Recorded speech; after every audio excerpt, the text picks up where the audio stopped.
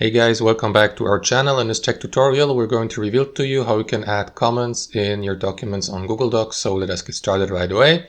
Head over to your document on Google Docs and place the cursor where you'd like to leave the comments. So let me go, for example, next to that line here.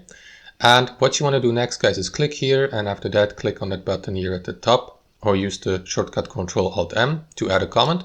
That is going to open up that text box to the right. So here you may leave your comment into the text box. Let me add, for example, a comment like mistakes in terms of grammar or something like that, or a grammar mistake or spelling mistake, and so on and so forth. Confirm by clicking comment here to post it, and that is going to leave the comment here to the right, and that's basically it.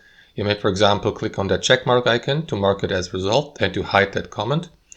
And also, guys, you may click on these three dots to edit the comment or to delete it.